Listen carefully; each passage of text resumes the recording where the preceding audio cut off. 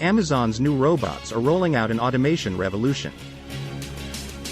AI stocks could prove unprofitable in the future as money has already been made on them in the current rally, 40-year market veteran Jim Bianco says.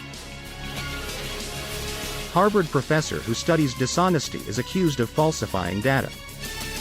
I'm the Gen Z founder of a period care company using my business to push back on the tampon tax.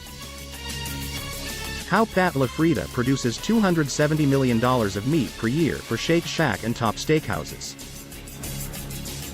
Costco is cracking down Netflix style on shoppers sharing membership cards to use at self-checkout. Ex-B of A number 2 Tom Montag said to be in line to join Goldman Sachs board. 5 easy side hustles to make extra cash during the summer months that require no experience. The restart of student loan payments is going to pressure the strong U.S. consumer, as 34% of borrowers say they'll be unable to make payments.